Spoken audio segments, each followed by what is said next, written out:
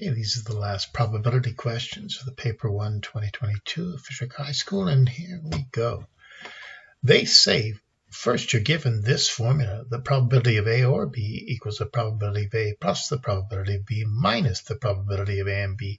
You can use this formula to help you do some of these questions, but they'd like you to draw a Venn diagram. So you make a big box. It's A and B, so you make two circles.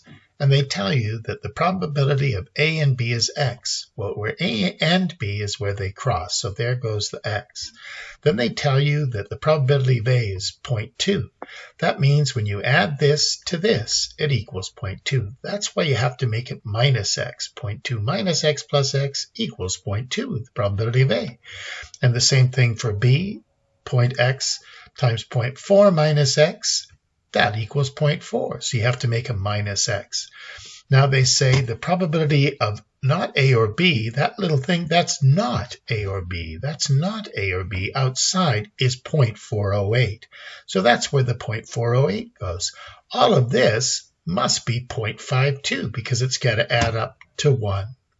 Now they say calculate X. Calculate X. Well, there's our Venn diagram. You know, the easiest way to do it is just use the formula.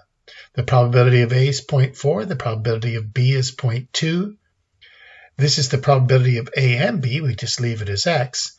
And probability of A union B, if that's 0.408, all of this has to be 0.52, 1 minus 0.48. Well, there it is. Now we've got 0.52. This is going to be, we add the X, and we go 0.52, and then we subtract 0.6. Well, we've got 0.6 minus 0.42. Anyways, you can add X, subtract 0.52, you get 0.08. There's another way you can do it. You could solve an equation like this. Add all of this up. Go 0.2 minus X plus X cancels. So you'd have 0.2 plus 0.4 plus X plus 0.408 plus, well, there's a minus X there. Just add everything up. The minus X and plus X cancels. But add everything up and let it equal 1. Put all the numbers together and you get 1.808 on this side. Subtract it from 1. Look, you get the same answer. Now the next question says, show that A and B are independent.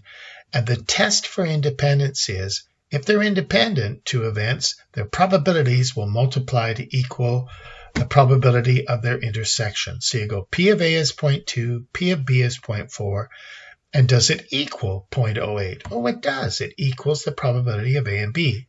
Therefore, they're independent. I should say that at the end.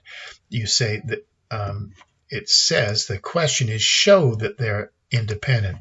Well, this shows that they're independent, but I should say this is the test for independence. Okay, well, there's that question.